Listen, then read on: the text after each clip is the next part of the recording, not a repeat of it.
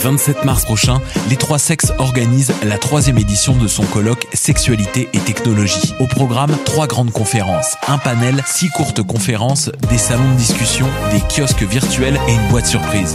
Pour les Trois Sexes, un colloque virtuel ne signifie pas une longue série de présentations par vidéoconférence. C'est plutôt une expérience multidimensionnelle et interactive à laquelle nous vous convions. Les billets sont en vente jusqu'au 15 mars. Faites vite. Indie Montréal présente les dimanches Couvre-Fun avec le soutien de la Sodec et en partenariat avec lepointdevente.com et choc.ca. Le nouveau rendez-vous hebdomadaire qui mettra en lumière la relève artistique québécoise. L'événement virtuel aura lieu du 7 mars au 4 avril 2021 à 20h avec Millimétrique, The Liquor Store, Elephant Stone, Titlen et Urban Science Brass Band plus Urban Science le Cypher. Des shows au concept singulier où vous pourrez découvrir les univers de chaque artiste. On a hâte. Infos et billets sur indiemontréal.ca. Offrez-vous le plus grand festival de films sur l'art au monde. Du 16 au 28 mars, partout au pays. 249 films de 41 pays disponibles en ligne en tout temps pour 39 $. Lors du 39e Festival international du film sur l'art. Du 15 mars au 17 mai, le concours vitrine de toutes les musiques vous présente 11 soirées pour découvrir 21 formations et artistes de la scène émergente. Où que vous soyez, vous pourrez faire le plein de découvertes musicales lors de la 25e édition des Francouvertes. En direct du Lion d'Or, assistez en ligne aux prestations de 3 artistes par soirée. Commentez et votez. Rendez-vous à francouverte.com pour choisir vos soirées, visionner une foule de vidéos et découvrir la programmation. Les Francouvertes, une présentation SiriusXM. Hey, vous saviez que choc.ca ce n'est pas que du podcast? C'est aussi 5 chaînes musicales 24 heures sur 24 pour vous accompagner partout. Rock, indie pop, hip-hop, musique francophone et musique électronique en écoute gratuite et à volonté. Pour les découvrir, rendez-vous sur le site de choc.ca sur l'onglet chaîne musicale. Hey, it's Alex from Metz and you're listening to CHOQ Montreal.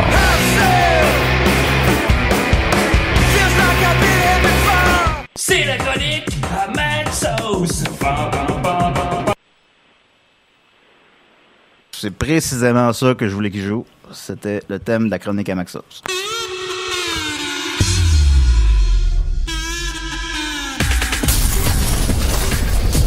Non, on va faire le film de ma faute.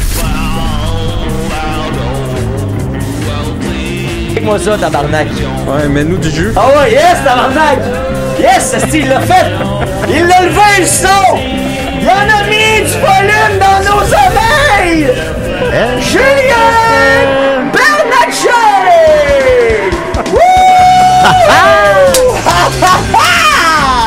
Rock and roll, la gang.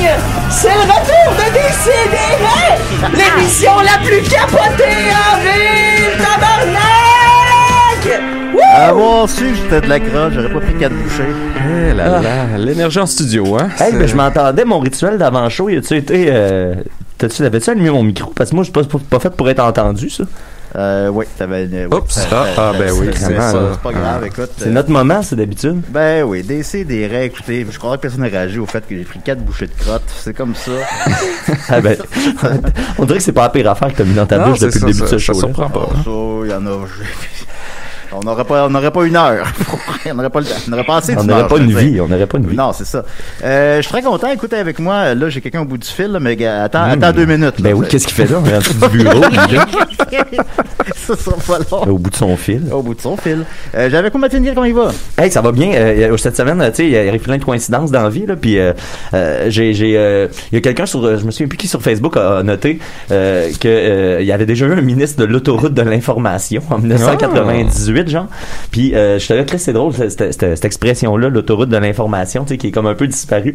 Puis tantôt, c'est pas des farces, je marchais dans la rue dans Schlag, puis je suivais un gars qui parlait au téléphone, puis il a dit ben attends un petit peu là, en ce moment je suis sur l'autoroute de l'information. Puis j'étais tabarnak. Qui est ce là j'ai failli pas venir au show parce que j'avais envie de suivre ce monsieur-là. Ah ben oui, savoir ce qu'il fait, où il va. J'aurais été un peu déçu quand même. Et j'ai avec moi Nicolas Fournier-Larocque. Bonjour. Ouais, de retour en studio après un an d'absence. Ben oui, je voulais laisser un peu une pause aux gens, puis là je me suis dit... C'est tout le temps qu'on a, Nicolas. Écoute, assez. On a un invité en bout du fil. Comment ça va? Allô? Oui! Philippe Audrey. Non, ben c'est de même les Décidérés. Philippe Audrey, la rue Saint-Jacques, on est très content de t'avoir avec nous. Comment vas-tu? Ça va bien, vous? Oui, ça va bien, ça va bien. C'est samedi, hein? Ouais, puis c'est samedi en pandémie, mais compte tenu, normalement, on s'entend qu'on sera en état de dépression totale, mais après un an, on est capable de trouver le soleil partout. Fait que je pense que ça va bien pour tout le monde. Je pense pas sûr que ça fonctionne de même, mais si tu le dis. Je te crois, tu portes des sous tout le temps. Quand tu fais de la télé à heure de grande écoute, là, tu remarques plus ces choses-là, je pense. Hey, moi, avant de rentrer dans le plus personnel, dans le plus orienté à la carrière de Philippe Audrey, je veux juste savoir comment vont Rosanne et Jean-Marc. Écoute, mes parents, donc, mais Rosanne est à la retraite. Oui, OK. Depuis longtemps.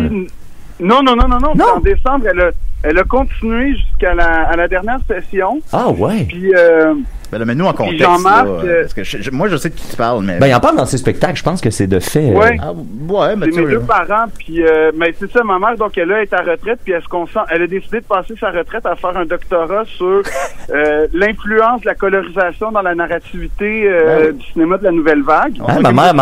Nos mères aussi font tout ça, je pense. Ah, c'est bizarre. Oui, c'est ça. Ouais. Puis Jean-Marc, mon père, lui, il continue à être à l'université de Montréal, à mener des affaires de... Je sais pas, je comprends jamais rien quand il me raconte ce qu'il fait, mais je pense qu'en ce moment, il est en train de faire un projet de recherche internationale sur...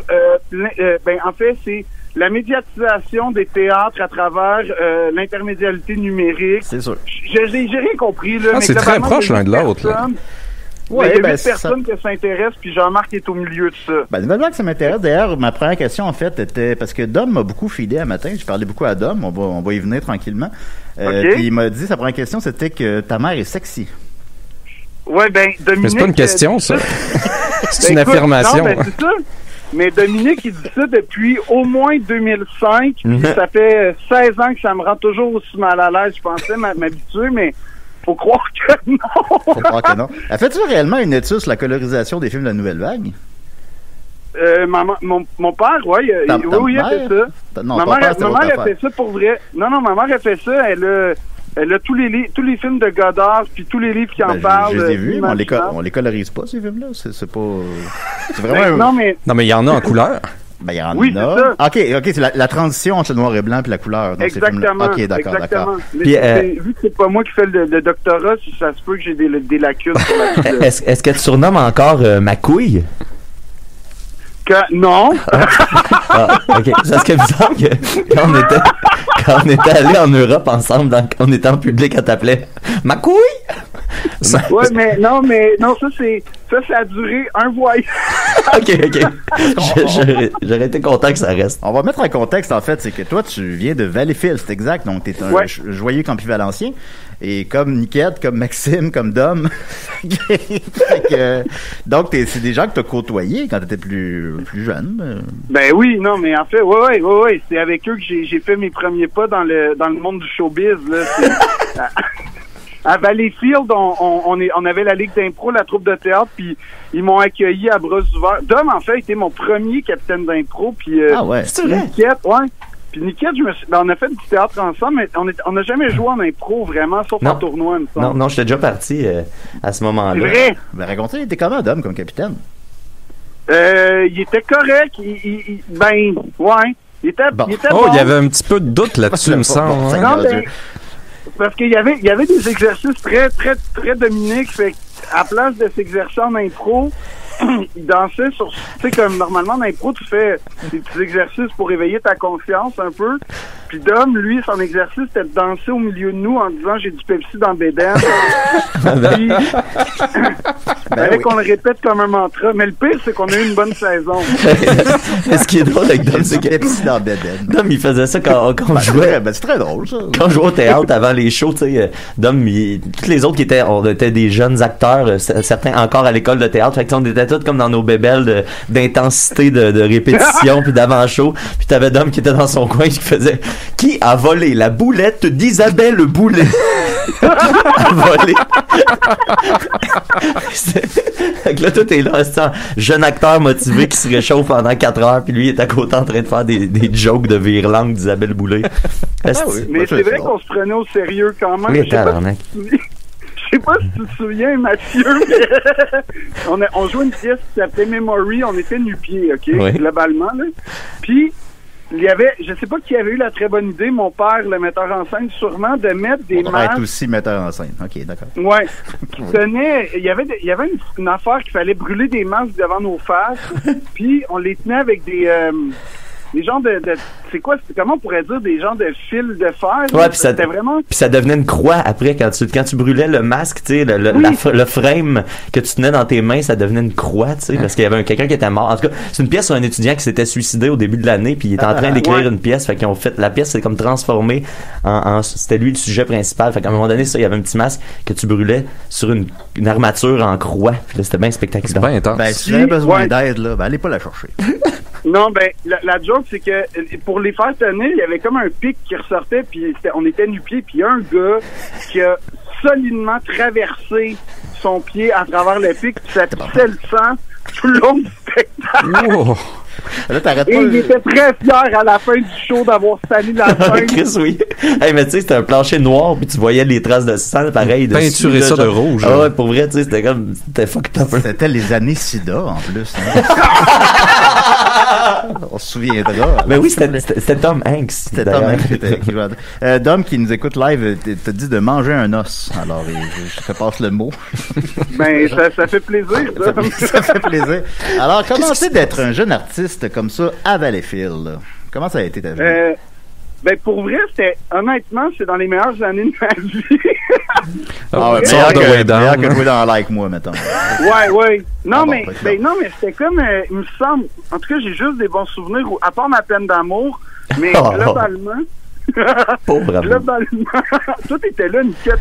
Ah oui, ben écoute, on s'est vu dans mon pire moment, je pense. Tu sais, le cégep, c'est super le fun. Pis tout, lui, c'est ses meilleurs moments, toi, c'était pire. Non, mais dans le sens, tu sais, moi, individuellement, j'en garde des super bons souvenirs, mais tu sais, je sais que j'étais pas toujours à mon meilleur, mettons. Là, ben, non, mais je me souviens de, c'est comme, c'est des années de première fois, comme, justement, le premier gros party, genre, on va dire, de vrai party, c'était justement chez toi, Mathieu, c'était le Super Bowl. Hey, tabarnak. Ah oui, non, je m'en souviens. Avez-vous mangé des délicieuses ailes de poulet? Non. Non, c'était de la langue de porc. C'est parce que ça vient encore de Dom. Chris, finalement, c'est un épisode. Laisse faire Bisou, c'est pas un épisode sur toi. D'ailleurs, il y a une question, il y a quelqu'un qui va vouloir savoir d'où ça vient, Bisou, mais ça va venir dans mes c'est que les gars, Dom puis, tu sais, vous comprendrez que Dom puis Max écoutaient le Super Bowl ironiquement depuis qu'ils sont tout jeunes, là, tu sais, ils en ont jamais rien à chier du football. Puis là, quand je les ai connus, moi, ils disaient bien à notre gros party du Super Bowl. Puis moi, tu sais, je commençais à me tenir avec leur gang qui était comme, somme toute fucking weird, tu sais. Dom puis Max, pour vous donner une idée, c'est ceux qui communiquaient le mieux, là, tu sais. Ouais, c'est vrai. C'était les mieux adaptés. Oui, c'est ça. Fait que ça donne une idée des autres. Puis, tu sais, j'arrive là, puis là, à chaque fois, il y avait une tradition, tu sais. Ah, tu viens pour t'asseoir, faut que tu prennes une croquée dans le saucisson. Fait que là, il y avait un long saucisson. Puis là, tout le monde se passait le saucisson avant d'entrer. Après ça, il y avait du fluff, de la genre de guimauve fondue. Puis là, il fallait que tu trempes 2 doigts dans le fluff, puis tu manges du fluff. Puis là, la sœur au dude chez qui on était à rentrer. Ah oui, il y a une tradition, faut lancer le saucisson à Geneviève quand elle passe dans le cadre de porte.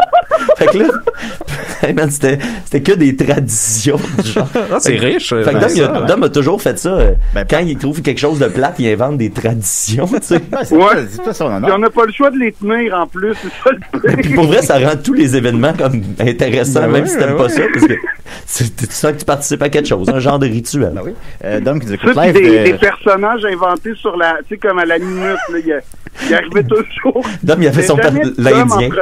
Non, c'était l'Indien. D'habitude, dans ces parties-là, c'était l'Indien qui arrivait en premier. Fait que là, c'était Dom qui venait faire danser le monde, puis là, il partait, puis il revenait en Dom, puis il faisait « J'ai-tu manqué l'Indien? » Ok, fait que c'est pré-Décidéré. Oui, c'est pré-Décidéré. Dom, il faisait tout le temps. Il faisait souvent ça. Il faisait des personnages, puis après, ces personnages s'en allaient, puis Dom arrivait après, en étant déçu d'avoir manqué. Je faisais ça à l'appart avec Nicolas. Je faisais Batman. Ouais, mais tu te donnais même pas la peine de sortir.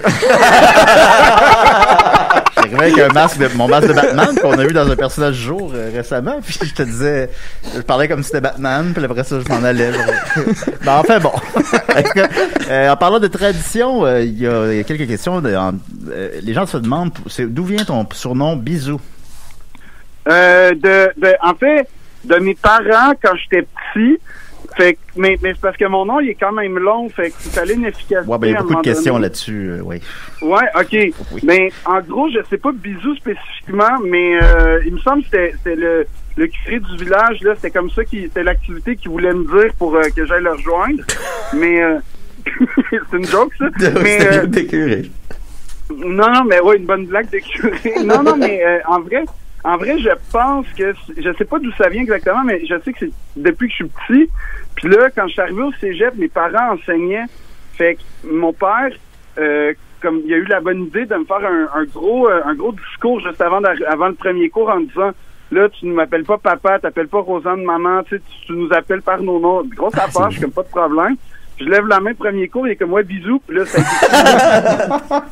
ça me suit depuis. Mettons, qui t'appelle bisous, mettons? Juste le monde de Valleyfield. Fait que c'est comme un code entre nous. Ah. Ça me va. Fait que comme tout le monde qui m'appelle bisous, ça veut dire on s'est connus en 2005 ou 2007. Puis ça veut dire que tu m'as vu dans les années où je me prenais comme un jeune acteur vraiment intense. Fait que je m'excuse. Puis ouais, non, mais ça me ramène à Valleyfield, bisous, puis c'est pour ça que je suis tout le temps content.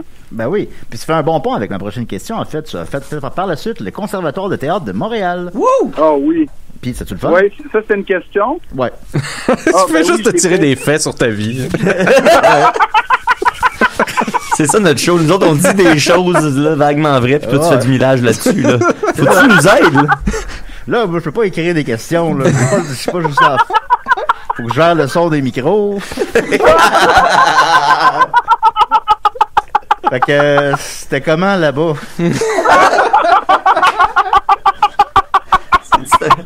C'est la meilleure entrevue. Ben, c'est la plus joviale. À tout le moins. Ben, c'était correct. Oh, pas plus que ça. Ben non, mais si t'enlèves tout ce qui est intimidation verbale, c'est-à-dire 88% du temps, c'était le fun. Puis, mais non, c'était... Je sais pas. Mais on dirait que... autant, mais je pense que Valleyfield a tellement été le fun qu'après, ça a pas été le fun, mais dans le sens où... tu sais, c'était une méthodologie au conservatoire qui finalement cadrait pas avec moi, je pense. C'est vraiment ça. C'est intéressant, parce que j'en ai parlé cette semaine sur le Twitch de Mine Niquette, Shameless Plug. Ben, il y a quelqu'un qui a amené ça. On parlait des années cicottes au conservatoire, mais tu sais, puis il y a vraiment les deux points de vue là, de ce que j'ai observé. Tu sais, il y a vraiment des gens qui marchent avec le...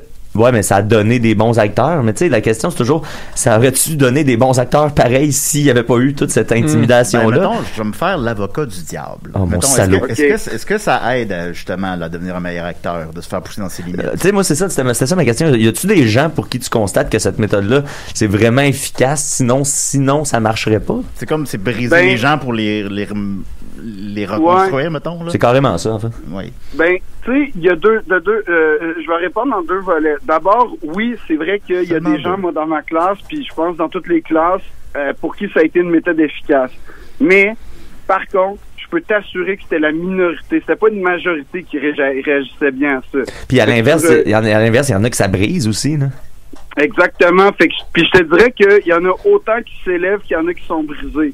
C'est à peu près proportionnel. Puis il y en a qui essayent de survivre entre les deux, mais fait que oui, il y a une affaire de c'est efficace parce que ça aide, mais moi je continue de penser que on peut parvenir au même résultat en étant gentil. Mais la vraie affaire, la vraie épreuve, c'était que en fait, tu sais, que tu subisses que t'aies un cours où c'est difficile comme ça dans ta semaine ou dans ta semaine, tu sais, ça va aller. Mais le problème, c'est que c'était... Là, t'avais ce cours-là, là, t'avais le cours d'après, t'avais le cours d'avant, puis c'était toute la même technique. Fait qu'à un moment donné, avec toutes les commence à être éprouvant. Là. Toutes les profs du conservatoire, c'est des bourlis. C'est ça prend un bon cop, bad cop, là. Quelqu'un qui te remonte, au moins. Ben, il y en a toujours un, tu sais, genre le prof de musique... C'est exactement ça! Ben, c'est ça, tu sais. Le prof de pastoral. Ils vont, c'est ça? Ouais, puis ben tu sais, il y avait des cours où tu sais, le cours de claquettes, ça donnait rien de nous casser, là, je veux dire. Moi, je me rappelle mes cours de claquettes. Le cours en soi était suffisant pour me briser moralement. Exactement. Fallait casser tes souliers. Oui, non, mais c'est un cours qui, peu importe l'estime que t'as dans ta vie, c'est démoli dans ce cours-là. À moins que t'es terminé. Puis là, il y en a toujours un par année, esti, qui est comme un héros de la claquette, là, qui deviendra jamais vraiment acteur, mais qui fait chier tout le monde dans ce cours-là. Héros de la claquette. Demain, je fais de la claquette. Mais je sais pas si c'est pas l'approche du conservatoire, ça, la vieille idée du conservatoire. Je pense que c'est école d'art en général. Ouais. Ouais, mais... Je pense que, ouais, puis c'était, il y avait comme, moi, en tout cas, quand j'ai étudié au conservatoire, je me souviens que les gens qui avaient gradué en 88, puis tu sais, j'étudiais, mettons, en 2007, 2008, fait que les gens qui avaient gradué il y a 20 ans, on avait, pour vrai, là, globalement, les mêmes professeurs. Fait que, ouais. Fait que, tu sais, tu dis, tout a évolué en 20 ans, mais pas le corps professoral. Bon, ben, tu sais, pour moi, c'était ça aussi. C'est qu'à un moment donné, il y avait de quoi où c'était une vieille méthode, justement. Il faut qu'il meure ou qu'il se fasse tuer pour que ça change. Non, Nicolas. Pas le choix. Sinon, ton acteur préféré, c'est Fabrice Lucchini. C'est quoi l'affaire? Ben, écoute, bonne question. T'es généreux de dire une question encore. Non, mais en fait, ouais, ben, ça l'était à cette époque-là parce que là, il est en train de devenir vraiment une caricature d'un bobo, genre. Ben oui. Puis, j'aime pas ça. C'est quoi qu'il a dit? Excuse-moi, c'est quoi qu'il a dit récemment, là? Pendant, à propos de la pandémie, il me semble. Il y a pas un mini-scandale à propos de la pandémie, il me semble. Ouais, ben, je sais pas trop. Il dit que.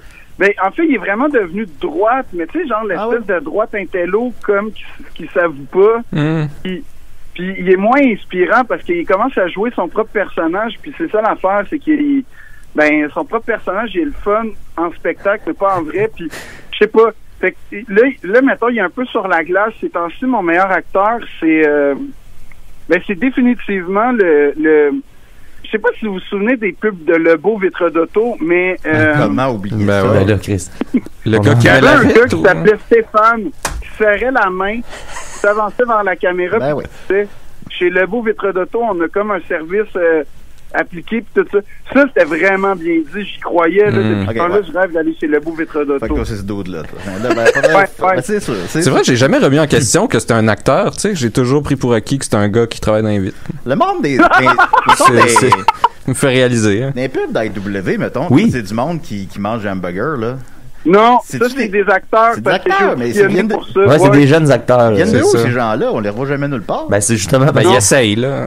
Ben, ils sont pas mauvais. Non, mais c'est ça, Puis, il fallait... Moi, cette audition-là, c'était vraiment gênant, mais il fallait que je mime le mini body burger. T'as fait l'audition pour ça? Ouais, j'ai fait une audition. Puis, on s'entend, zéro personnage à jouer, t'as juste à faire. Oh, c'est bon. Puis, j'ai pas été pris, fait que c'est vraiment pourri, là. C'était pas toi, Julien, qui avait fait. Julien avait pas fait une audition pour du papier de toilette. Oui, je l'ai pas fait. Puis là, il te demandait. Mais il me semble que la pub était pas écrite, là, puis qu'il t'avait juste donné une pile de papier de toilette, puis qu'il t'avait dit, putain, je joue avec ça, tu sais. Non, mais j'avais été approché pour ça fait 4 ans, je sais plus. J'avais regardé la liste des noms à l'entrée, puis j'ai vu tout le monde, c'est tous les humoristes, là. Il y avait Richard Tinzeffet, il y avait tout le monde. Mais tu sais, eux autres, ils ont pas écrit de pub, ils font comme. Puis là, il fallait qu'on arrive, qu'on improvise avec du papier de toilette pendant 2 minutes. C'était ça le casting. Tu sais, mais eux autres, c'est fucked up, là. Et puis il y a quelqu'un qui va être payé. Qui ont pris, finalement. Sais-tu, t'as-tu remarqué qui avait pris? Je me rappelle même pas c'est quoi la marque. Non, c'était pas David Lahaye qui l'avait pris. Ouais, j'imagine. Mais t'as auditionné pour les pubs d'IW, là, je suis content, tabarnak de ça. Hey, t'es-tu allé à la semaine des 4 juillet? Oui, j'étais allé 2 fois, 3, je sais pas combien de fois, 3, 4 fois, là. C'est le fun. Ouais, mais j'aime beaucoup aller là, pour vrai. Parce que... pas, c'est pour ça que, moi, j'ai vieilli, on dirait que ça me dérange pas d'écouter ça. Depuis que t'as le câble, Julien, t'as changé en estime. Depuis que t'es embourgeoisé, mais... Oh, ouais. Mais non, mais c'est le fun, la semaine des 4 juillet, parce que, d'abord, Julie est vraiment gentille avec moi, fait que ça, c'est le fun. Puis aussi, ce que j'aime, pour vrai, c'est que dès que j'arrive avec une idée, il y a comme une équipe de 12 personnes pour la concrétiser. J'ai fait une chronique sur l'Halloween en mode COVID. Puis là, j'avais toute une idée avec une porte, puis tout ça. Puis en tout cas, je voulais faire un sketch avec Julie pour que, comme Julie demande des bonbons, finalement, j'apprends que Julie peut pas vraiment. Fait que là, ils construisent une fucking porte mobile démontable qui s'ouvre toute. Puis elle a servi à rien, là, mais rien. Ben là, tellement que c'est devenu un running gag. Je sais pas. Ben ouais, je sais pas. Non, mais c'est comme. Puis l'affaire, c'est que là, j'avais super honte parce que Mathieu, t'as connu sûrement l'histoire de la fille qui a fait une audition d'école de théâtre qui a porté sa porte. Oui. Oui. Ben là, faut la raconter. Faut nous donner du contexte. Quand on fait ces auditions de théâtre, il y a des petits classiques comme ça, je te laisse la raconter, mais tu sais, il y a comme un paquet de petites légendes. Tu sais, c'est peut-être des légendes urbaines, c'est peut-être des vraies histoires. C'est sûrement des légendes, mais quand même. Ben, on aime ça y croire. Je te laisse aller. Ouais, ben en gros, l'histoire, c'est que quand t'as des généralement quand tu fais des auditions, tu sais, t'as pas d'accessoires ou à peu près pas, là, tu sais, c'est minimal. Il y a juste nous autres à Valleyfield qu'on s'empêtrait avec trop de costumes puis de décors, puis c'était c'est quand même vrai. C'était juste c'était pour intimider les autres un peu, là, je pense. on va se l'avouer, ça, on a beaucoup de monde de Valleyfield dans le showbiz parce qu'on bully le monde en audition, tu sais, dès le début. C'est pour ça. C'est la technique comme pour vrai, tout le monde est nerveux, nous autres, on arrive là costumé puis on parle fort. Si tout le monde est habillé en noir dans son coin, nous autres. C'est quand même vrai. C'est ça, Amnesty, là. Mais l'histoire, c'est que globalement, la légende dit qu'il y a une fille qui habitait à genre Gaspé ou Percé, vraiment loin, qui fait une audition puis qu'elle a besoin d'une porte dans son audition. Fait que là, ils construisent une porte, montent la porte, amènent la porte dans l'auto, montent la porte à Montréal, puis le conservatoire était comme au 9e sous-sol, c'était vraiment creux. Descend la porte, là fait son audition, installe la porte dans la salle d'audition. Là, c'est genre jamais vu. Et la légende dit que dans le fond, elle a juste traversé la porte, fermé la porte et fait sa scène comme si de rien n'était. C'est ça, là.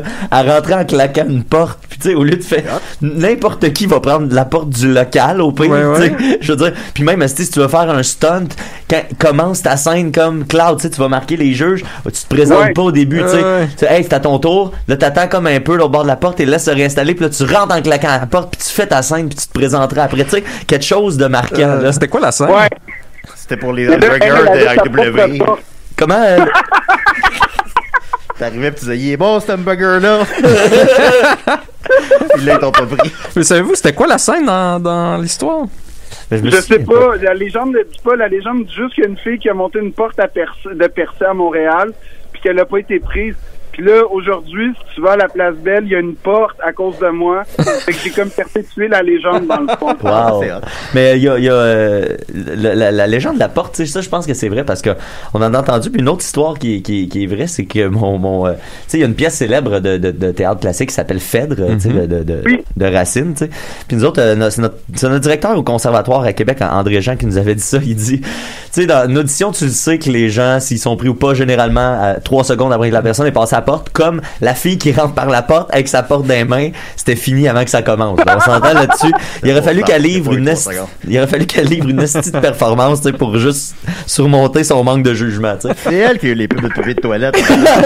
mais là, l'autre étudiante, mon directeur dit, moi, la fois où ça s'est fait le plus rapidement, c'est la personne est rentrée, puis là, c'est un petit dude, là, tu sais, c'est un petit dude déjà, il dit, tu sais, écoute, il y avait un casting intéressant, mais il y avait pas beaucoup de prestance, mettons, là, c'est un petit dude gêné, puis là, il commence, il s'installe, puis il fait, devez vous jouer Phèdre de Racine. Puis là, ben, tu sais, là aussi, le gars, il se donnait 2 prises en commençant. Faut aimer le défi. Une chance qu'il filme pas ça. C'est déjà là, tout le monde en parle. Ouais, une fois, puis d'ailleurs, Danny m'avait laissé une carte. Ah, c'était quoi la carte? La carte, écoutez, j'aimerais ça avoir vos lumières parce que je sais pas si c'est une insulte ou un compliment. Ah, oui, on va analyser ça. Ouais, alors, je l'ai ici, là, dans mes mains. Ça doit pas être le genre de personne qu'on insulte, je pense. Écoute, tu m'en diras après, parce que c'est écrit, la carte, c'est « Voici une excellente raison pour changer ton nom. Il va coûter une fortune à graver sur ta pierre tombale. » Ben, c'est pas une insulte, c'est une joke que ton nom est long. Ouais, mais ça dit quand même, genre, tu vas crever. Je sais pas, il y a de quoi, ça dit pas que tu vas crever, ça. Un peu. Mais tu sais, spoiler alert, ça va arriver, là. Oui, éventuellement, ça va arriver. On préfère Nicolas en premier, là. Mais tu sais, c'est bizarre aussi, c'est que ça va coûter cher, même pas à toi, tu sais, ça va comme coûter cher à tes proches. Fait qu'il dit Poire Amour par tes proches, change de nom. Genre, j'aurais plus compris. Ouais, mais sur le coup, j'ai juste fait une réaction de tu sais, quand tu reçois un bonne fête au restaurant, quand on chante bonne fête au restaurant. Pire affaire. Ça me gonner. Ma réaction, j'ai fait on me l'a jamais faite. Mais en vrai, c'est une énigme jusqu'à il y a pas longtemps, là, jusqu'à parler, en fait. Non, je te confirme, c'était pas une insulte envers toi, c'était une blague sur le fait que ton nom est long. Ouais, tu le lâches-tu, Danny, ou tu trouves pas que sur Internet pour rien, c'est ça, depuis 5 ans? Ben, qu'est-ce que je te dis? C'est toi qui as parti ce mouvement-là. Hein? Alors, par la suite, exactement. Après, on fait le conservatoire. Mon salaud. On va au fond des choses, c'est ça. Après, on fait le conservatoire de théâtre, tu es allé à l'école de l'humour et tu as été coaché par Dom. Oui, c'est vrai. C'était comment, ce genre? C'était-tu encore le ventre plein de Pepsi avant?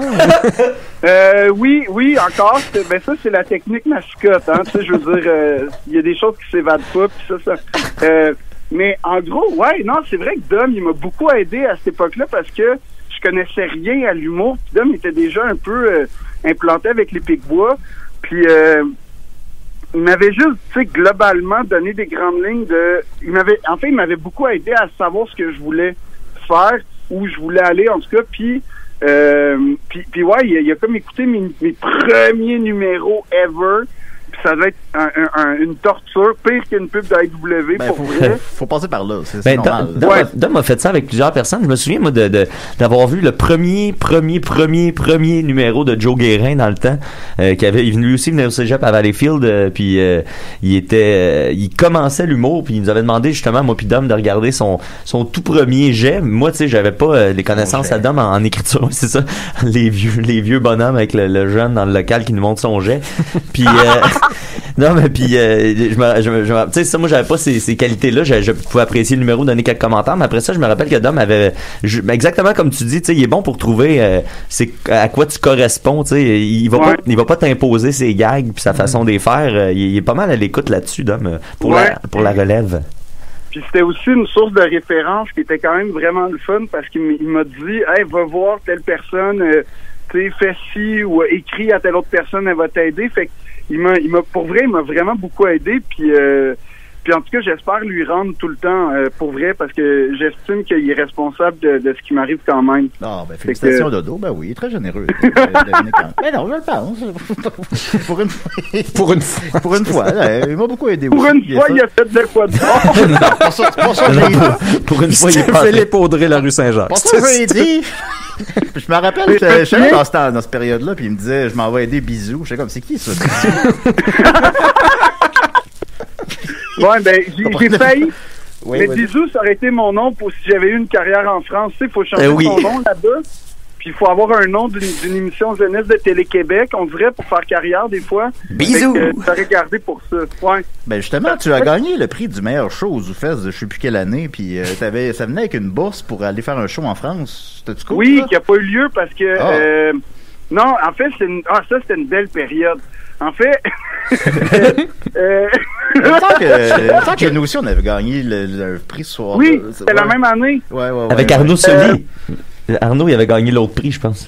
Ouais, Pabst Blue Ribbon. Je pense qu'on avait gagné je m'en rappelle. Vous autres, vous aviez gagné le prix du public puis celui des médias, je pense. Je pense qu'on avait gagné le prix. Exact. C'était hot. Ben oui, c'était une belle soirée. Puis Arnaud avait gagné le prix Pabst Blue Ribbon. Moi, j'avais zéro chance parce que dans mon spectacle, je cachais toutes les affaires de Pabst Blue Ribbon puis je disais que c'était de la merde comme hier. Je voulais pas être associé à ça, mais l'affaire de Paris, ce qui s'est passé, c'est que Juste pour rire devait ouvrir un théâtre là-bas comme à l'automne, mettons. Le Zoufès, c'est à peu près c'est fin début août là, que ça finit. Puis, mettons, septembre-octobre, je devais aller à Paris, inaugurer le spectacle ouvert par Juste pour rire et présenter mon spectacle, mais surtout, puis c'était ça le vrai prix, c'était de faire les premières parties de Gilbert Rozon. Oui. Quand ça finit, ça? Ben, c'est ça. Fait que là, c'est arrivé un événement.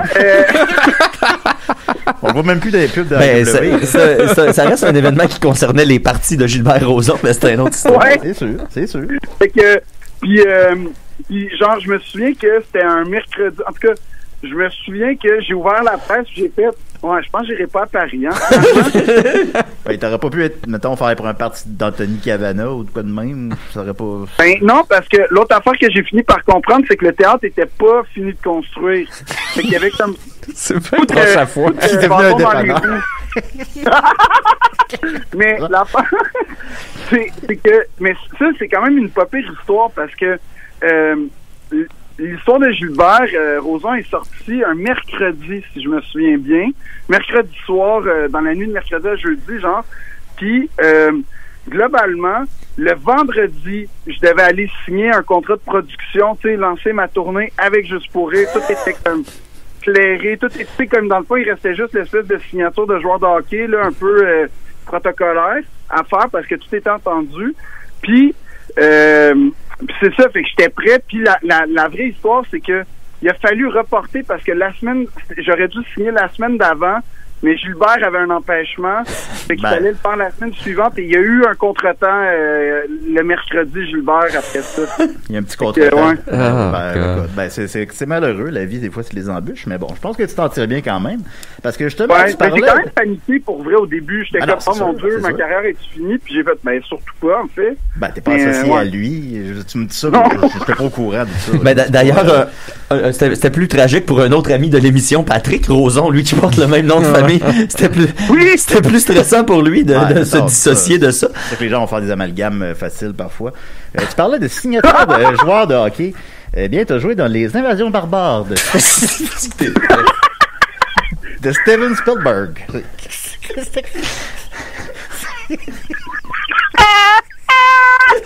Steven Spielberg. Mais comment Steven Spielberg? Attends, dans quel film j'ai joué? Les Invasions barbares de Steven Spielberg. Ben là, j'ai fait des recherches, Calis. Non, c'est les barbares de la Malbaie. Ah oui, c'est ça! Les invasions barbares de la Malbaie. Mais oui. C'est la suite des invasions barbares. Je fais des blagues. Je l'ai vu, ton film. Je suis allé le voir au cinéma, en fait, avec Dominique Chutin. Ah ouais? Ben oui. Ça fait partie des 6 qui l'ont vu? Je sais pas dans quel mot dire ça. Il n'y a pas eu un gros box-office. Non, mais c'est pas grave. Non, mais on est arrivé plus haut qu'un film avec Emmanuel Auger. Fait que ça, j'étais content. Ben oui. Mais bien en deçà de Mathias et Maxime, mais ouais, non, les invasions barbares, j'aurais aimé ça, jouer là-dedans, peut-être. T'étais jeune un peu. Ben oui, c'est ça, t'aurais fait mais, ouais, tu sais, comme, en tout cas, voir du monde mourir dans un chalet, je trouve que j'aurais été une bonne personne pour ça.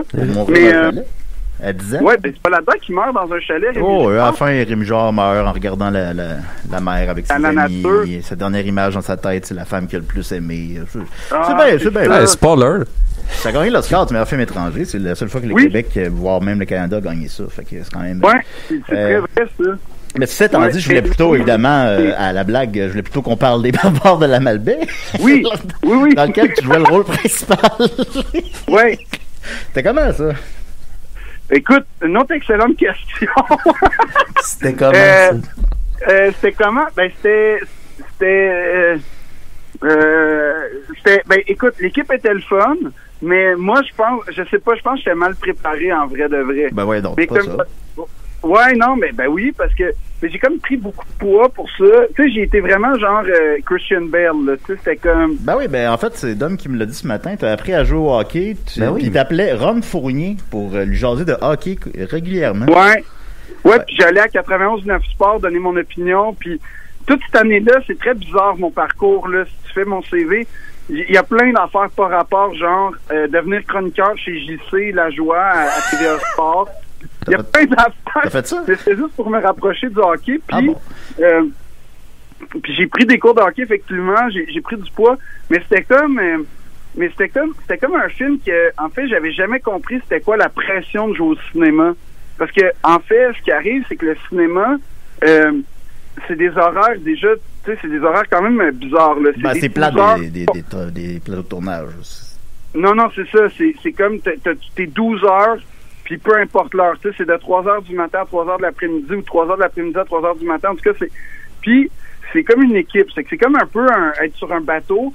Fait il y a comme un moment donné, au début, on se découvre, puis là, à un moment donné, il commence à avoir des clics, il y a des affaires, il y a des familles qui se développent au sein de l'équipe de tournage, tout ça.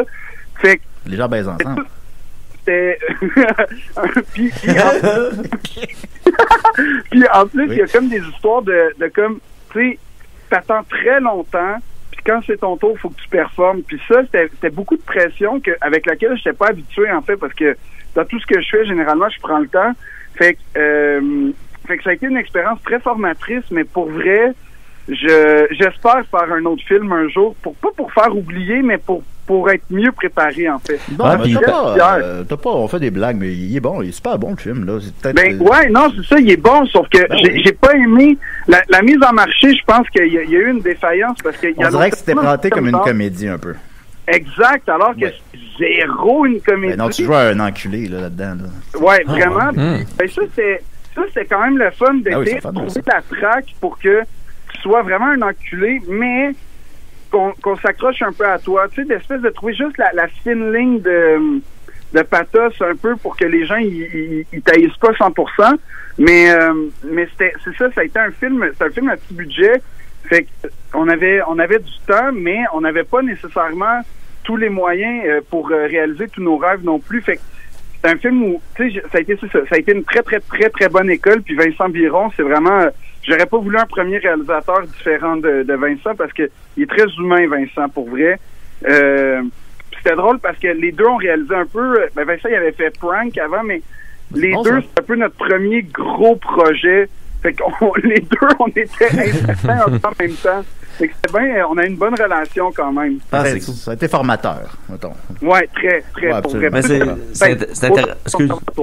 intéressant ce que tu disais, tu sais, que c'est vraiment l'inverse de ce à quoi on est préparé, tu sais, dans le principe où, tu sais, normalement, tu te prépares pour un show d'humour ou une pièce de théâtre, tu sais, t'as comme une date précise où tu sais qu'il va falloir que tu sois hot à ce moment-là, tu sais. Puis là, c'est vraiment le processus inverse de, maintenant, on va te sortir de la boîte, puis t'es mieux d'être hot là. Ouais. C'est ça, puis c'est comme... Tu sais, quand il est comme 3 heures du matin, que c'est, mettons, une des dernières... en fait, mettons, la dernière scène de la journée, que ça fait 1 mois et demi que tu sais que le caméraman, genre, il voit pas trop ses enfants, puis que l'assistante, la première assistante, mettons, elle a son chum, puis ça tu sais, comme tu sens que tout le monde a mis sa vie en pause pour le projet. C'est aussi un road movie. Ouais, puis ça, il y a comme de quoi que... C'est mine de rien, c'était une pression que je connaissais pas, puis des fois, c'était quand tu rates, tu te sens vraiment mal. Puis moi, j'ai tendance à m'emballer quand je rate, fait que dans le sens où je rate 2 fois plus après, il a fallu apprendre ça pas mal, mettons. Non, mais tant mieux. Mais il est bon, le film. Moi, sincèrement, je trouve qu'il est super bon, le film. Puis si vous avez la chance de le louer en VHS au Super Club Vidéotron, je vous encourage fortement à le faire. Voilà, ben, il va jouer à... vidéo Super Choix aussi, je pense. Oui. Ça va jouer à Radio-Canada, après tout le monde en parle à un moment donné. Écoutez la son. Ben, c'est sûr que oui, c'est là qu'il joue les films québécois. C'est sûr que oui. Il jouait Mommy l'autre jour. C'est bon, Mommy. Fait que, c'est ça, ben, allez voir ça. Sincèrement, c'est un bon film, puis t'as fait du super bon travail. Merci. On va terminer avec des questions du public. On va terminer peut-être plutôt faire un préambule. Qu'est-ce qui s'en vient pour Philippe Audrey de la rue Saint-Jacques, alias Bisou? Bonne question. Ça ressemble à une question. Non, mais en fait, il y a des projets. Tu sais, je vais jouer dans mettons, Les Honorables. Mais là, c'est surtout, je suis en train d'écrire mon 2e spectacle. Puis dès qu'on peut, je vais faire des heures de rodage. En fait, ça va être un peu ça ma méthode. Comment qu'on fait pour écrire quand on vit rien, là? En fait, c'est ça l'affaire, c'est que tu réalises que, tu sais, ça faisait 3 ans que je vivais plein d'affaires, mais que j'avais jamais le temps d'écrire. Puis là, j'ai comme, il y a bien des choses qui se sont déposées, mais c'est un spectacle où je fais une grande quête existentielle. Fait que ça me ressemble pas du tout. Puis c'est un spectacle que j'ai très très hâte parce que ça, en gros, je vais demander la participation du public pour l'écriture pour vrai. Ouais, je vais comme louer une salle. Puis, dans le fond, ça va durer 1 heure. Ça va pas être cher, les billets. Ça va être au prix minimum pour rembourser la salle, dans le fond. Puis, dans le fond, je vais comme écrire en racontant le spectacle. Parce que, à cause de la pandémie, je pourrais pas me permettre d'attendre 2 ans dans les bars, faire le circuit. Il va falloir que je fasse des choses en parallèle. Fait qu'il y a ça qui s'en vient. C'est comme un rodage qui est un exercice d'improvisation, mettons. Ouais, ben oui, ou en tout cas, on part sur des tracks. Fait que ça se peut que ce soit des catastrophes, mais ça se peut aussi qu'il y ait des moments extraordinaires. Fait que ça, il y a ça. Puis aussi, je suis en train de développer un truc avec un cancer. Ben en tout cas un scénario, on va dire là, une série. Oui. Puis et finalement, ben il y a mes émissions de radio que je fais à Radio-Canada là. Fait que mais dans tout ça, moi, y a-tu, tu sais, t'as-tu l'intention de te stationner dans une discipline plus qu'un autre, ou dans ton avenir plus lointain, t'as vraiment l'intention de garder, de jongler avec toutes ces disciplines-là, parce que tu sais, tu connais du succès à tous les niveaux là, tu sais, ton stand. Non, mais pour vrai, tu sais, je te dis ça vraiment sans ironie, tu sais, je veux dire, ça marche en stand-up, ça marche à la télé. Julien a dit que t'as fait un bon film, moi je l'ai pas vu, mais je pense bien que c'est bon. C'est pas bon. Puis tu sais, ça marche à la radio aussi, fait que tu sais, t'es-tu le genre de questions que tu te poses, ou tu y vas comme ça vient, puis tu prends ce qui passe, puis qu'est-ce que c'est la sculpture, tu m'as dit. Ouais, ben bonne idée, bonne question pour vrai, parce que je sais pas. Ils sont pareils, pour vrai. Ils sont vraiment bonnes. Tout le monde est bon. Oui, tout le monde est égal. Mais pour vrai, je vais où on m'invite, en fait. Puis c'est un peu ça. J'ai tellement été... la sortie du conservatoire, mettons, tu sais, j'étais le seul qui a pas eu d'agent. J'étais le seul qui a pas eu de début de carrière post-conservatoire dans ma classe.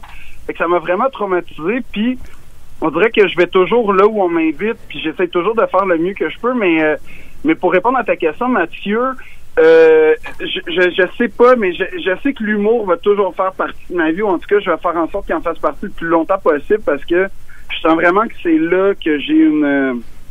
je sais pas, c'est là où je m'exprime le mieux puis le plus, j'ai l'impression d'être un peu meilleur. T'as tout essayé, puis c'est là que ça clique plus, mettons. Puis je pense que c'est ça. Puis ma dernière question, t'es un homme blanc, comment ça fait que t'as pas de podcast?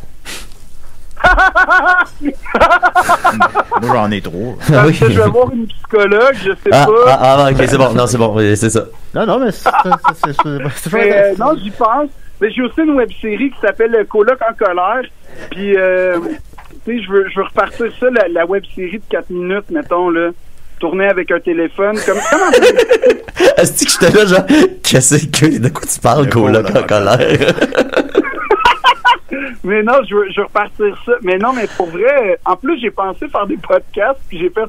Oh non, pas un autre humoriste qui a un podcast.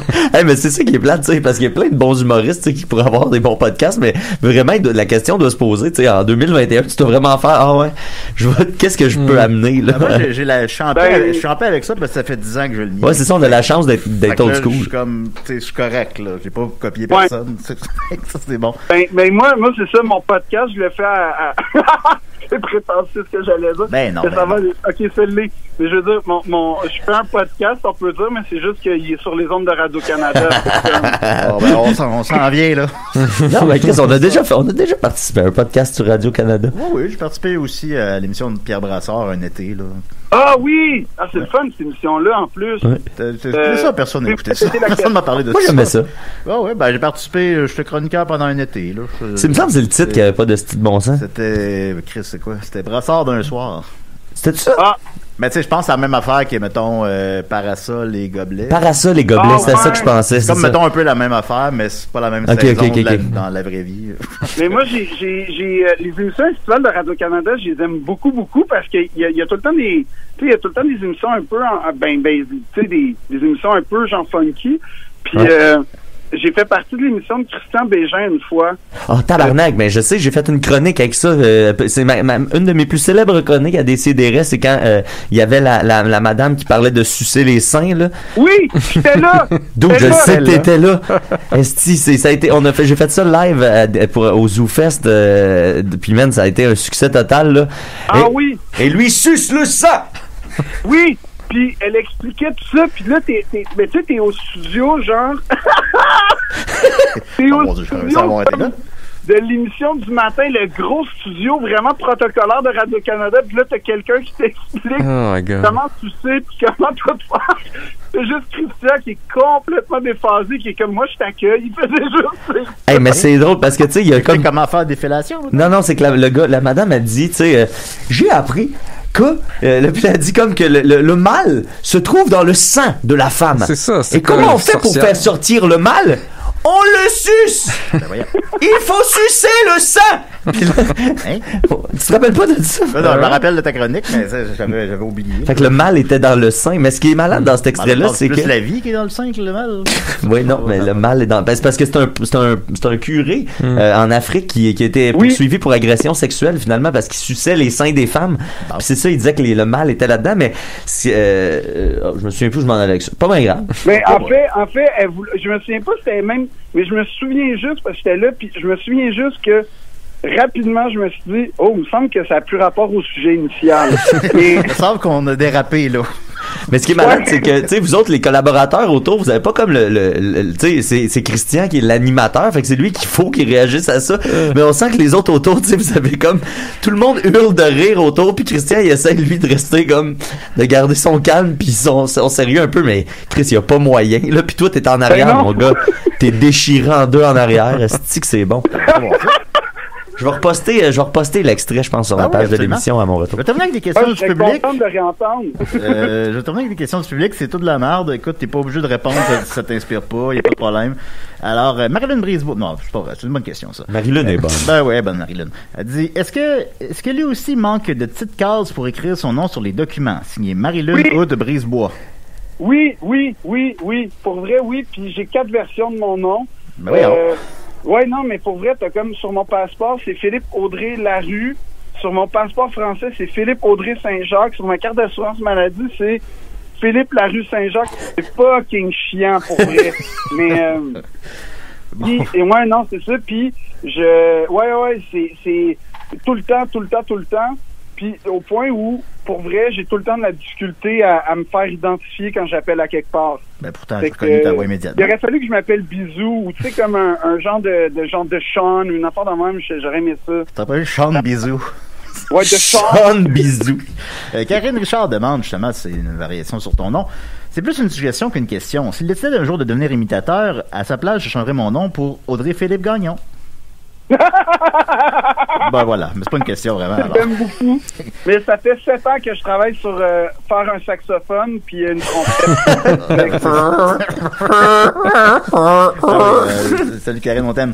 Guillaume Saint-Cyr demande quel rôle rêve-t-il d'interpréter autant au théâtre qu'au cinéma? Dans un sens, est-ce qu'il y a un personnage qui serait trop intimidant à jouer? Oui, tous, mais voilà. J'aimerais vraiment... Ils sont tous trop intimidants. Il n'y en a pas un.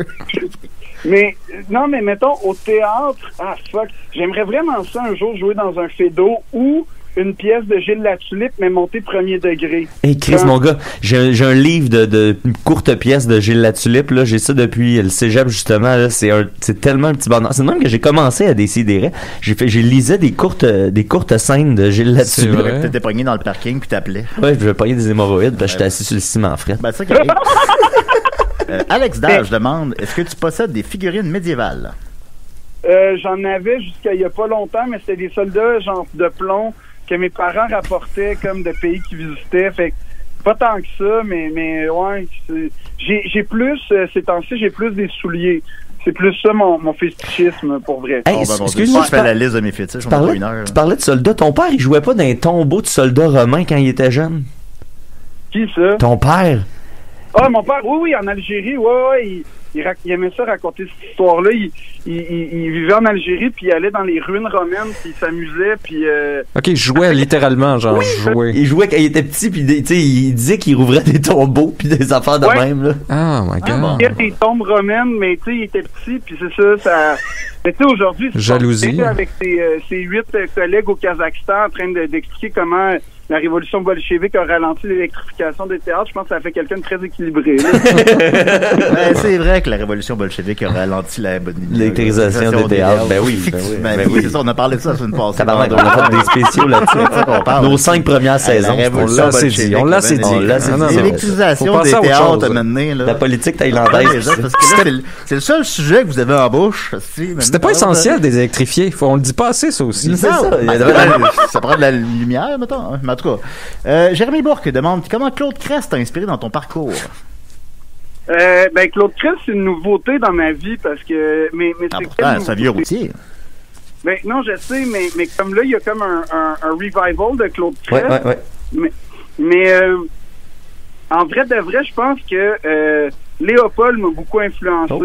Ah, bon. Puis, l'après-ski jazz, là, les deux l'après-ski jazz, pour vrai, le premier spectacle que j'ai fait hors école, il y avait l'après-ski jazz.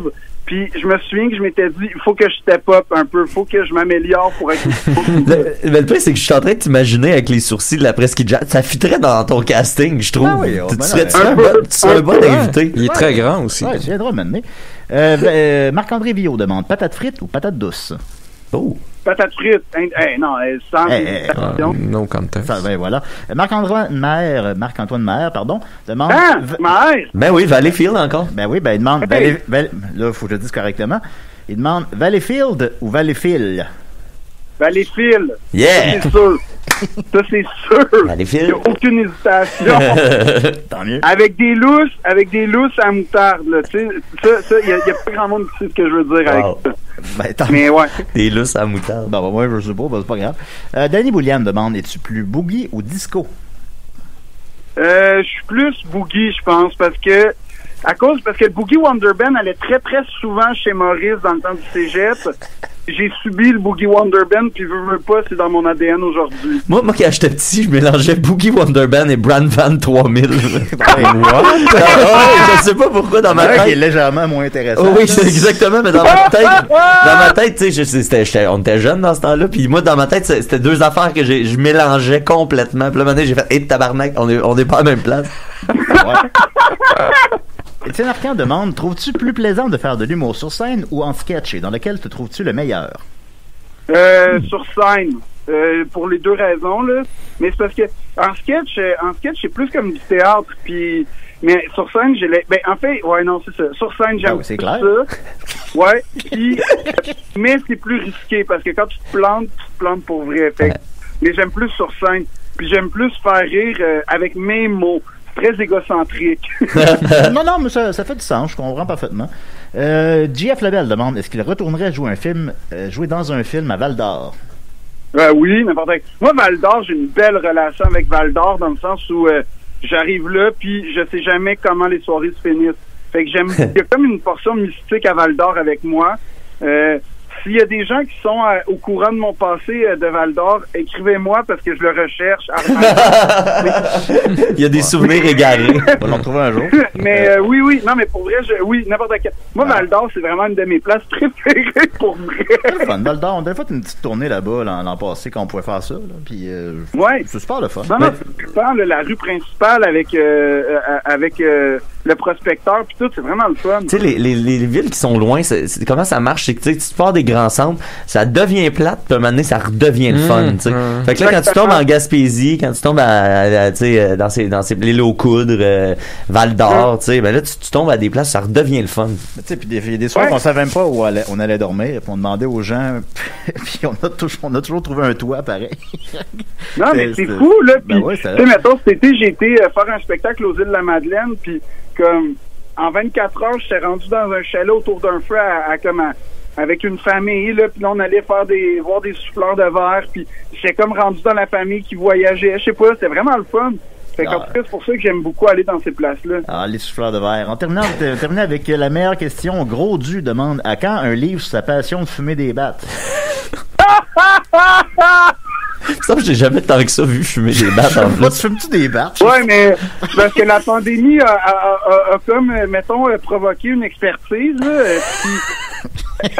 Non, mais le pire, c'est que j'ai fait l'expérience, tu sais, d'écrire des jokes en étant gelé. Tabarnak, c'est sûr qu'ils sont moins bonnes.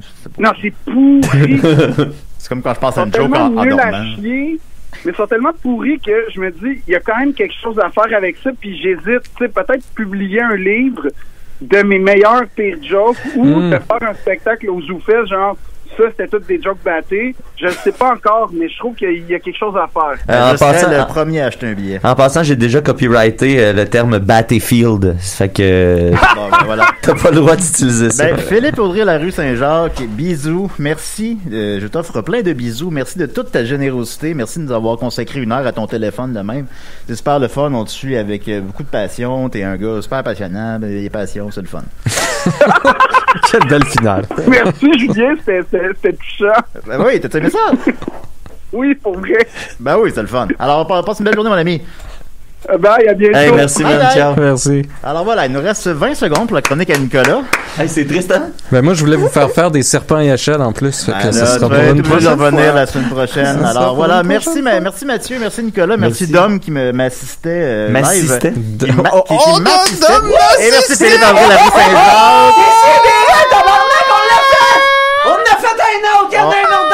On a fait un autre, on est rendu à 6000 épisodes la semaine